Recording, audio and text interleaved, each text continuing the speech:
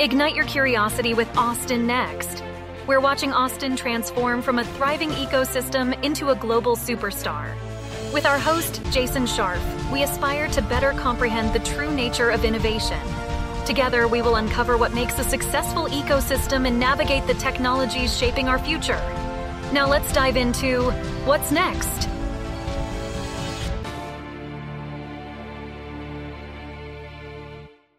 Today's podcast is sponsored by Austin Private Wealth, a registered investment advisor focused on fee-only financial planning and investment management.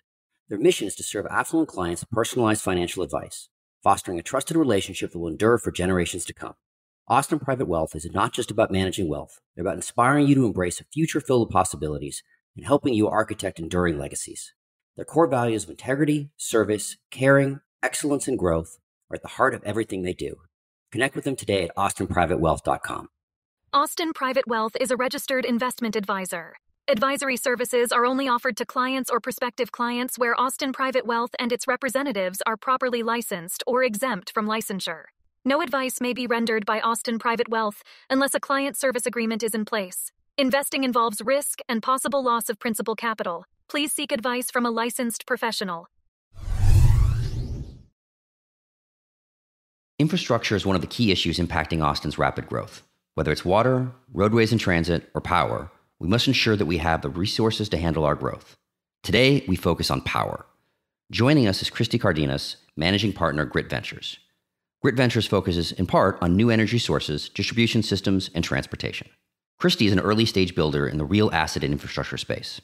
She focuses her time on clean energy and logistics, in addition to AI and data platforms. Prior to Grit Ventures, in large-scale private equity, she invested with First Reserve and Arroyo Energy in the ongoing clean energy revolution across energy and power infrastructure sectors. Her focus spanned the value chain, including solar, wind, biomass, energy efficiency, hydrogen fuel cells, and transportation, among others. Christy started her career in energy investment banking at Citi during the last credit crisis, working on a variety of M&A, IPO, and debt issuances across the upstream, midstream, oilfield services, and petrochemical sectors. Christy has also enjoyed roles at Mercury Fund and Ecliptic Capital and continues to serve in an advisory role to both firms. She is intimately familiar with both economic and technological transformations, investing throughout the ongoing energy revolution across capital markets. She's investing in similar transformations across many sectors. Christy is intimately familiar with both economic and technological transformations, investing throughout the ongoing energy revolution across capital markets. She's investing in similar transformations across many sectors, all in support of a better future. Christy, welcome to the Austin Next podcast. Hi, Jason. Thanks so much for having me. So let's start off a little bit with your background. How did you get involved in startups and venture capital? Good question. I'm not a traditional venture capitalist. I sort of came from the other direction. I started in investment banking at Citi right around the last credit crisis. Speak of the devil. Then moved into large scale private equity in energy infrastructure and power. So doing really big construction projects. We had like 30 billion under management, and there's just only so much you can do in the later stages. And there was so much changing around me. And I got sort of swept in by this, promise of building a better world. And, long story short, I moved from big infrastructure into venture capital in Austin, honestly. And it happened quickly. So why don't you walk us through Grit Ventures and kind of the thesis behind the firm? Yeah, sure. So, Grit Ventures is about grit, shockingly enough, the kind of extra magic it takes to do things that are difficult. And that's really where we focus in a couple of different veins. When we're early stage investors, kind of first money in, where the going gets tough or the tough get going. We do hard tech and deep tech, which is where we believe the largest opportunity is, but is also, notably difficult. We focus on new and diverse founders. And, Grit, my partner is a woman at a Menlo Park, where I think it's sort of a wink to the underrepresented, it takes a little something extra. And that's really, how we focus: early stage, deep tech, new and diverse founders, emerging hubs, creating, new real value and an impact orientation, trying to, save the world. So one of the things that I've noticed, if you go back, I don't know, 5-6 years, the number of deep tech VCs was a very, very small group. I feel like that's changed, and that there is a more of a focus on that. And of course, it's funny, we use deep tech, hard tech, frontier, lots of different kind of terms from there. So one, how do you define that? And two, why do you think it's now a moment that people are starting to focus more on it? Yeah, I definitely think that I am seeing more deep tech investors, and even from the big VCs, their rhetoric has kind of changed towards deep tech. The way that I define it is more kind of technical risk as opposed to deep market risk. So, we look at horizontal technologies like robotics and AI and energy and power that really span across the industrial value chain. Whereas, a lot of VC is, e-commerce or consumer or very healthcare, very kind of single industry, single market focused with a business model innovation. I think that there's kind of a macro pull going on with labor shortages. I mean, we're short 10 million workers. That's the size of the state of Michigan, the 10th largest state. You can't avoid the supply chain disruption. It's everywhere. The energy situation, which we'll talk a lot about, is a mess. Gasoline prices are sky high. Inflation is sky high. There's these very real problems that are rooted in the physical world. And in order to solve them, you really have to go kind of revert to value and go to these deeper technological innovations. That said, the majority of capital is still in software and e-commerce and consumer and kind of just the stuff that we've been doing for the last 30 years, and that's playing out in the markets now. There's a bit of a mess out there. Guessing you're seeing that. Indeed, there is. I want to start off in terms of talking about background. We have energy issues that are ranging from Europe to California to here in Texas. How do you look at that? How do you see what's going on, and where's Grit Ventures playing in that space? Yeah, good question. I think this is a crazy moment in history, just when it comes to energy. The markets had really run up. Russia invades Ukraine. Europe is so heavily dependent on Russia for energy. I think it's a big part of why Putin thought he could invade Ukraine. So oil and gas prices go sky high, and you have this situation where institutional money has committed to fossil fuel divestiture in mass, like 40 trillion, which is the size of the S&P 500 market cap. It's, huge amounts of capital, and they really can't go back at this. They've made commitments, and there is this underlying technology risk when it comes to resources. Like we saw it in coal, like shale technology really changed the game for coal. It died almost overnight.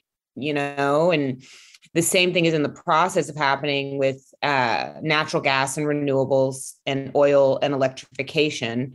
And we're still dependent, but this kind of root risk that it could die overnight, I think is scaring a lot of money. So we're in this very difficult situation of the reality of having very high gasoline prices and high inflation until we solve this with technology. And that's really where we're focused is, what are the right technologies and how do you bring those to market more efficiently than people have done in the past? What are those technologies that we need to bring to market? Well, there's a lot out there, I mean, we haven't really been focusing on energy innovation from a venture capital perspective for the last 30 years, since Clean Tech 1.0 burst. And so there's a lot of early tech out there. We're looking at new forms of storage. There's a lot that's not sustainable about lithium ion and there's no standardization in the battery market right now. You can't easily transport it. What's nice about oil as a store of energy is it flows. Right. So we're looking at different kinds of fuels, different batteries that are pumped by fuel. We're looking at hydrogen. It's early. It's another kind of storage mechanism. We're looking at reuse and recycling and waste and circular economy and just better ways of getting the job done, more efficient motors, stuff that allows us to reduce demand as well as, manage the supply side more cleanly. Storage has always been an issue I've been interested in. I've had clients when I was an IB that had non-lithium ion safe batteries, but a megawatt of storage was the size of half an acre kind of thing. The most spectacular clean storage I've seen was the hydro, where you'd pump it up at night and then let it fall and let gravity turn your generators. Where do you see storage going? Are we going to be able to have this storage revolution that we need for that side of the equation? Yeah, I think things are going to change. Definitely. Lithium ion is old tech, right out of UT Austin, but it was discovered like in the 70s, and so we've just gotten the prices down, but the minerals and mining requirement is not sustainable. The batteries aren't dense enough. They're not good enough, basically, for the extent of what we fully need. I'm really focused on, and I say fuels, there's a flow battery that I'm looking at that's funded by the Department of Defense. I really like that because it's easily transportable. And not only that, so I'm looking for transportable solutions that improve on the qualities of lithium ion, that are organic and sustainable, and also have the potential to be standard, like oil or a commodity, or, something that we could really do throughout the value chain and could potentially even integrate with this enormous legacy infrastructure that we've spent billions and billions on oil and gas infrastructure, and we need to be able to, repurpose it.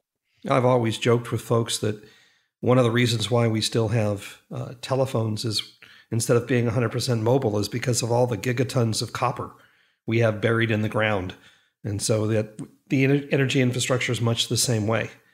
How do you look at some of the other areas of the energy infrastructure, like distribution and load balancing and those parts of it? Yeah, I think there's a lot you can do with digital solutions, like AI and improved routing and efficiency and just smarter allocation. The utilities are tough.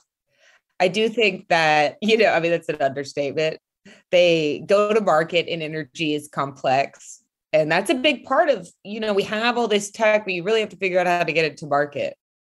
We're looking at new forms of power generation, which is a bit more spry. You don't necessarily have to engage with the utility for power generation. You can contract it independently and do things a bit differently. The transmission and distribution system, the grid, is just so heavily regulated. But that said, huge opportunity. Like if you look at how much just EV alone, we need like 4 to 5 times the grid that we have today. There's just some crazy stats out there. I once time heard that a manager of a large public utility said if we had to have 20% or 30% of our cars being EVs, we'd literally melt the current grid. It's just not going to happen without some massive infrastructure improvements. We're looking at moving to a much different environment for energy. And I guess the question is, what do we do between now and then? We've heard talk of clean coal and 4th G nuclear power and storage and microgrids and all these things. But to get to that abundancy, what's going to get us there? Yeah. One, I think recognition of the reality of the situation, that we do have a dependency on oil and gas. That's real life. Like I drive a gasoline car. I want to save the world with clean energy, but I am totally dependent on the petrochemical complex, And I actually just started my career coming from Texas. I started in oil and gas, and I don't think villainizing that industry is going to do us any good. I think, in fact, we need to build bridges, and that will make things go more quickly because the legacy industry has so much economic power. You need decarbonization. So, like the EIA projects that by 2050, we're still going to be using like natural gas and coal for like half of our power generation, which is a ton. So like clearly we're going to have to decarbonize that, but there's not a lot of tech out there for decarbonization. I mean, it's one big piece that I see that's neglected. We need better storage. We need more efficient generation. We need new forms of generation that aren't fossil fuel dependent. And it's going to depend heavily on infrastructure solutions and the government. I think the government is a huge part of it, honestly, because they have a big problems themselves just with, climate change, certainly, but gas prices being so high is an exposure you don't want, True. And of course, there's always one of my favorite answers to the distribution issue is microgrids. We have microgrids for water. Why can't we have microgrids for power? Totally. I do think that just distributed solutions generally are that's the future, clearly, like community oriented and distributed solutions that, more efficiently allocate resources. Yeah. How do we convince policymakers that this is not a one election cycle issue, that we're not going to decarbonize the entire world by, 2025, 2024? It's a complex situation getting humans to make long-term decisions in their best interest, and that's true of the public sector, but also the private markets. I mean, it's a challenge that I see and deal with on a day-to-day basis. I think the question is not, do we need to solve this? It's more, how do we need to solve it? And how does that affect our geopolitical global standing? That to me feels like really the biggest lever. Like, okay, so if you look at China, China doesn't have the natural resources that we as America has. And so they have a bigger problem on their hands to solve. And so they're outspending us on energy transition 2-to-1. They have over 50% market share in electric vehicles, solar, wind, and lithium-ion battery equipment. And I think they're this fear of just China's control over the global manufacturing complex, and that really, extending into energy and disrupting fossil fuels is a very real risk that we need to be aware of and meet head on. And I'm sort of I'll try not to preach to you guys about just the energy technology, but I believe it's the key to the future. It's so energy, dominance is so critical to geopolitical power. It's like everything. And we're at this sensitive moment in time. Well, and to your point, you were bringing up kind of, you said that China doesn't have the same natural resources that we do, except for rare earth.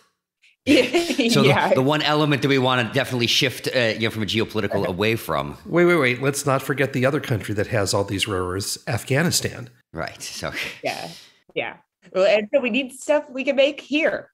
I think that's another big thing. We need domestic American stuff. Yeah. And so, as we talk about, we want to make these kind of transitions and, how the government is or is not involved. We haven't spoken a ton about nuclear, but an interesting comment that I heard on a different podcast a little while ago was the Nuclear Regulatory Agency, whatever the proper 3-letter acronym is, which is supposed to be, hasn't actually approved a new nuclear plant in 30 years. I'm not sure that is actually something that is there for innovation. If you're going into that and you haven't said yes in 30 years, I'm thinking that it's not going to help with any sort of transition, right? Yeah, this is another complex human problem. There's a lot of fear with nuclear. People are freaked out. Those are big disasters when we don't manage it appropriately. People are taking different approaches because it is in a lot of ways a really nice power source. It's efficient. It doesn't have the same kind of challenges. It's clean. So I'm seeing a lot of small scale nuclear and a lot of just efficient, renewable driven reaction processes. Like there's a big fusion laser at UT Austin. There's like some cool kind of next level stuff going on that you'd probably be surprised by. People are getting out there. Not surprised, but happy. Yeah. Yeah. So on that note, let's bring it a little more local into Texas and Austin. Obviously, when we think Texas, you think energy, right? So how would you describe the actual new energy innovation that is being both invented here and actually deployed? Yeah, so I see this whole situation as a massive challenge and opportunity for Texas. I think it's the opportunity of a lifetime, honestly. Anytime things change so rapidly, like really a lot of this is triggered by COVID. Like oil prices went negative, everybody has their hair on fire, the world just changed. Okay, we need to handle things differently. So we have a couple things going for us. A lot of new people, like new talent that has flooded in. And a lot of them are really impact oriented, and that means clean tech entrepreneurs. And I feel like in Austin, I'm like tripping over clean tech entrepreneurs. I think that's going to be a real strength for Austin. As far as the rest of Texas, I am seeing there's some clean tech. There's some, there are other industrial applications that I think are also positive for energy and sustainability, but are not necessarily energy. Like robotics is a good example. Like if you look at the oil and gas economy, a big chunk of that is services and fleets of machines. And there's a whole body of expertise that knows how to do that stuff. Like I see a major robotics hub forming here, advanced manufacturing, like basically the potential for Texas to solve some of these big labor and, domestic manufacturing problems in a tech forward way that allows it to leverage its industrial economy, cheap land, cheap electricity, huge force of engineering talent, all sorts of expertise associated with structuring capital intensive stuff because of oil and gas, and a super sophisticated industrial infrastructure. We're globally central. We can import, export. There's just so many things that are moving in that direction, and clean energy is going to be a big part of it. And UT Austin, honestly, has a lot going on. There, I think a big chunk of what's happening at UT is they're such a strong petroleum engineering group. What does that turn into? And it just logically, you immediately go to decarbonization, which there's not enough of. We really need it. Geothermal, these very direct adjacencies to oil and gas, I think will be something that Texas is really good at. Yeah, I actually saw something recently that fracking technology may be what helps to unlock geothermal. Yeah, that's right. You're drilling holes in the ground. It's early. All of this stuff is pretty early, like we're sorting it out, but there are a lot of these oil field services companies are racing after geothermal. They're trying to figure out, okay, what does it make sense for us to be doing with all of the talent and expertise and resources that we have? And in a lot of ways, clean energy outside of technology, more like renewables, like solar and wind, this stuff is low risk, low return. It sits there, it soaks up the sun. It doesn't do much. You're getting like 8 to 10% returns off of it. Whereas oil and gas, this is like heavy CapEx, high risk, high return. We're talking 30, 40% plus returns. And so I think it's kind of a difficult shift for these oil and gas guys to look at renewable electricity, which is a totally different universe, and say, oh yeah, I want to get into that, And so the question becomes, well, what is this big economy that we have going to turn into? And I think it's more, part of it is clean energy, definitely. And I think it's more tech forward stuff, but then there's these other pieces that'll have to be part of it. So one of the interesting things I think about Austin is the sector convergence. We do have all of these different sectors and you can learn a lot from them. And it was interesting because you had mentioned in the beginning, right? So people are going more into hard tech, which has much more technical risk associated than necessarily product market fit and business model.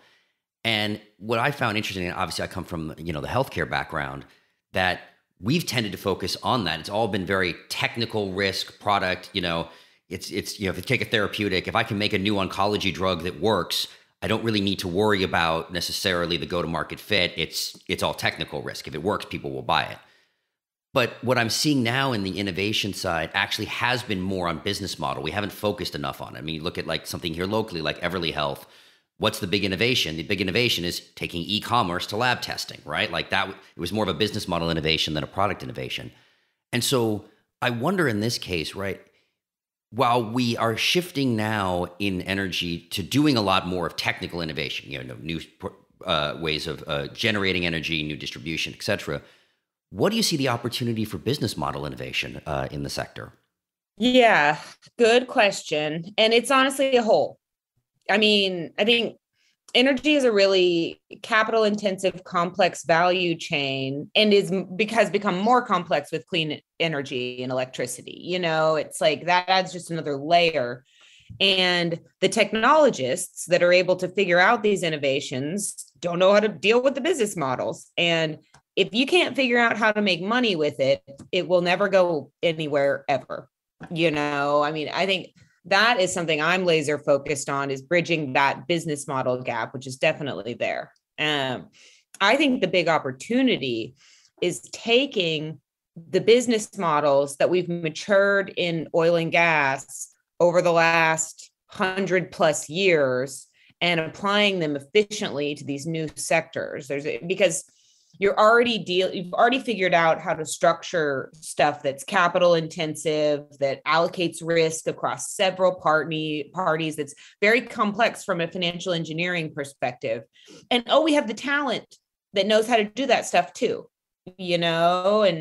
but there's a kind of a network bridging challenge there, where like you've got the clean technologies and the types of people that are doing that stuff and know how to do the tech. And then you've got the people that in the older school industries that know the business models. And there's a matchmaking that needs to go on, in part because of just, one, figuring out the business models, but two, having the trust relationships that you need to get industry to adopt this stuff. That's another giant piece of it. So in the medium term, my understanding of the way the Texas budget is set up, high oil and gas prices of things that are produced here actually can provide a spike in state revenue. How should we be thinking about this opportunity? Obviously, on a consumer side, it's very negative, so there's a kind of a balance act for that, without necessarily going and picking winners and losers. We all saw the clean tech bust from whatever 10, 15 years ago, the Solyndras, et cetera, where we pick the winners and losers, and frankly, the government's not really good at that. Oh, sure. So I guess the first part, yes, Texas is levered to oil and gas, like very levered. It's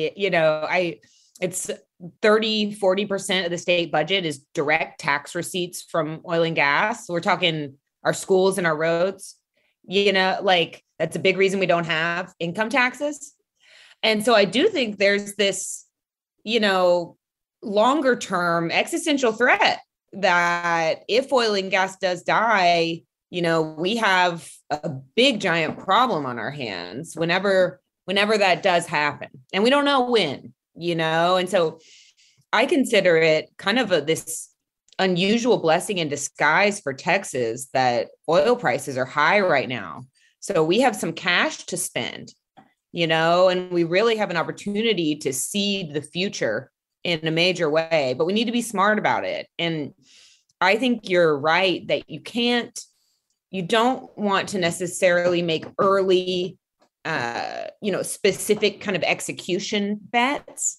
You need to make market bets. Like, okay, what are the big markets that are going to be the, stronghold Texas industries of the future? And to me, it seems really, it's robotics, it's advanced manufacturing, and it's clean energy and healthcare. It's not my focus area, but it's clearly important.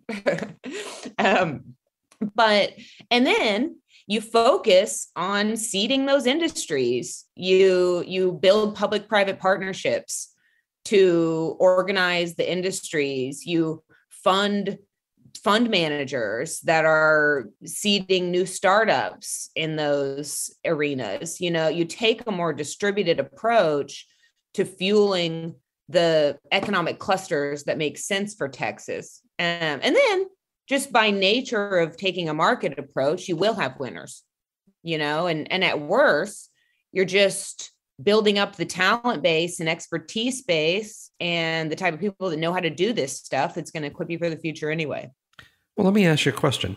Obviously, in all of our exports of oil and gas, we are basically exporting high-density energy storage materials.